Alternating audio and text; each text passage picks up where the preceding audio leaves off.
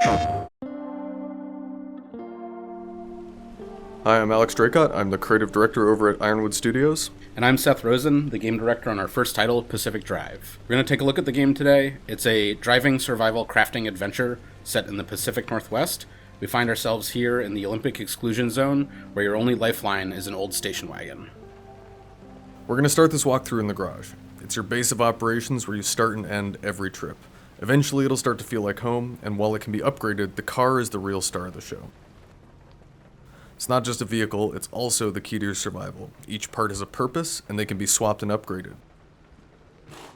In the garage, everything is either for taking care of your car or for helping you prepare. Maintaining the integrity of your car is important. It's your shield against most dangers out there. For folks who take regular trips into the zone, you're going to need every bit of help you can get. Speaking of which, you've got to know where you're going before you leave the garage. On this map, you'll scout routes for your next trip. It gives a preview of what you'll be up against on the right side of the screen, and once you've decided on your destination, you can select it, and the scanner on the roof of the garage will highlight the roads that lead you there. It will also reveal some information about the roadside attractions that you'll pass by. Looks like it's time to get ready to go. First thing we want to do is top off our fuel. We can always grab some while we're out in the zone, but it's certainly safer to do while we're here in the garage. The next thing that you're going to want to do is check for missing doors and panels that may have been destroyed or misplaced on a previous trip in the zone. We're missing a door, so we're going to go ahead and craft a new one. Now that we've got the part in hand, the labor itself should be pretty quick. Oh, looks like something's up with our tire. Let's take a look and see what's going on. Looks like we got a flat. Since we're back at the garage, we're going to replace it with a spare that we've got on hand, but with the right tools, we could fix that puncture while we're on the road. Now that that's sorted, we also want to grab a scrapper, which we'll use to gather materials while we're out there. And one last status check before we get behind the wheel. Looks like our battery's a little bit low, and we don't know exactly how long we'll be out in the zone, so we should take care of that. So let's flip the switch and hit the road. If we do get caught with no charge remaining, the car will still start, but no headlights at night is a recipe for disaster. We could hang out in the garage and detail the car or research new upgrades. What we really need right now is more crafting supplies. So instead, we're going to head out, explore some new areas, and scavenge for materials. Each time you exit a level, the route map appears and you'll pick the next stop on your road trip. Maybe you'll want to stick to your plan, or maybe the zone has changed your plans and you need to come up with a new one. Either way, it's your choice, but for now, let's stick with our original destination. As we roll into this junction, we're looking for any resources or buildings we can scavenge for supplies. We can check our surroundings with the map on the passenger seat to see if there are any points of interest or structures worth investigating, but not everything is on the map. It's important to keep your eyes peeled.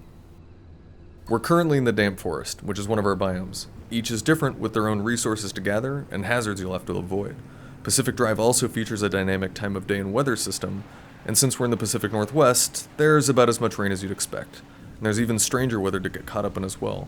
Rain and driving surfaces will affect the way your car handles, so drive careful. As we mentioned, this is a survival crafting game, but unlike most games in the genre, you're going to need man-made materials rather than natural to keep your car running. Your car is your lifeline. If you take care of it, it will take care of you. To do that, you're going to need to scrap abandoned vehicles for parts, pilfer deserted buildings, and craft higher tech tools to recover some of the more exotic things that you'll find in the zone. There is more in the peninsula than abandoned ruins and radiation. Watch your back for lurking pickpockets and tourists, and don't leave your car unattended. Abductors have been seen hurling entire vehicles off of cliffs. If you manage to scan any of these anomalies, you'll learn more about their background, and they'll show up on your map when you're planning your routes. But as a note, familiar and anticipated does not mean safe. Every time you visit a junction, certain aspects will be different. The zone causes all manner of things to get jumbled, like different anomalies infesting the area, as well as resources and buildings appearing in new places. Worse yet, large atmospheric shifts can form and pass nearby, bringing increased anomalous activity. It's generally a good idea to give these things a wide berth, but with the right gear, you might just be able to use it to your advantage. The only thing keeping this chaos at bay are these little pieces of tech called anchors. They've been installed all across the zone in a desperate attempt to stop its expansion. For decades, they've been sitting and absorbing energy from the instability. Luckily for you, the arc device installed in your passenger seat is tailor-made to store that collected energy. Anchors, and the energy extracted from them, are the most important resource in Pacific Drive. Back at the garage, you'll need it to unlock new crafting recipes and upgrade the garage itself, but more pressingly, anchors are your way home. In the zone, it's not safe to drive back the way you came, so you need to find another way. When you're in an area of the zone that is stable enough, like the junction we're in now, you'll need a certain amount of anchor energy based on how far you are from the garage to make your escape. Once it's charged up, use the arc device to open a gateway at a safe distance from your current location. And then, get a move on. Once a gateway is opened, or if you've chosen to linger too long in a junction, an instability storm is guaranteed to appear. Closing in around you, it may not seem dangerous at first, but getting caught spells certain doom. When you see red in your rear view, you really are on borrowed time. Floor it.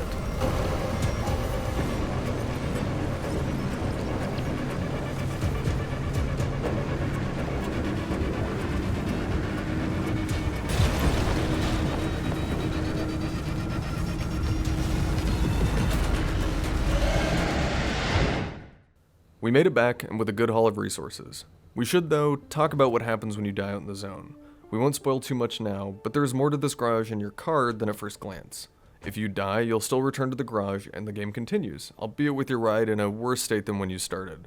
The materials you gathered will also be forfeit. Don't worry though, there's a way to recover those resources, and if your car is in particularly rough shape, well, the zone's a bit strange and sometimes even helpful. There are a few things around the garage that can help you get back on your feet. Fortunately, we made it back with our car more or less intact, so we can head into the back room of the garage and spend our anchor energy. At the fabrication station, you can spend the anchor energy and materials you've gathered to print new crafting recipes that help you survive and explore the zone. For now, though, we're going to build something new. There's plenty to add to the garage, but certain stations can also be enhanced and improved. These garage upgrades have additional tiers that can unlock new parts to craft using zone materials, resulting in better, stranger equipment. When you play Pacific Drive, we want your relationship with your car to be a personal one, and one of the ways that we do this is with our quirk system. Over time, your car will develop more interesting characteristics. These quirks are randomly generated, but the types of behaviors your car develops will be familiar to anyone who's driven an old vehicle. Many of these are harmless, and some even helpful, but when they become more of a hindrance, it's time to get it fixed. Enter the Tinker Station. With it, you can try to diagnose the problem and how it's manifesting. If your analysis is correct, or even partially so, the station lets you know, and once a quirk has been identified, it can be fixed for a cost. You'll have to listen to your car to figure out what's wrong, but if you're struggling with the process, you can upgrade the station to make the diagnosis easier.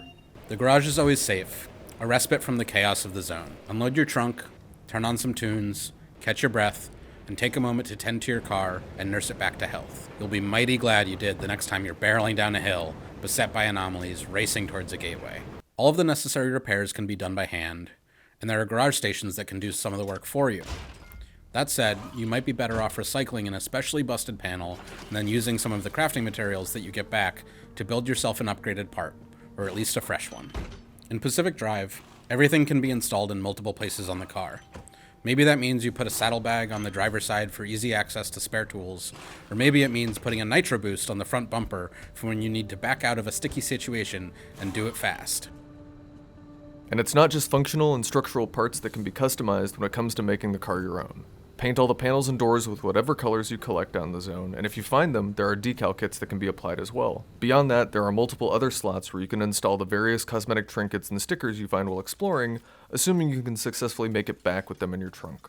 With our car fully repaired and detailed, it's time for the next expedition.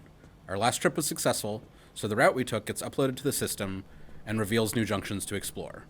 But that won't be the only thing that's changed. The zone's instability will have randomized certain aspects of the map. So take stock, plan your destination, pack your car, and get back on the road. From Seth, myself, and everyone on the Pacific Drive team, thank you so much for checking out our gameplay summary.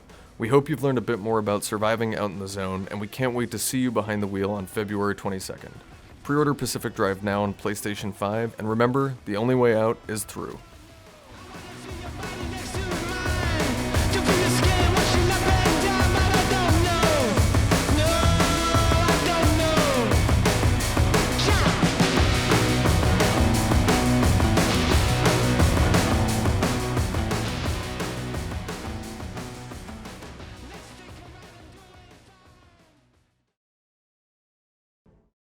PlayStation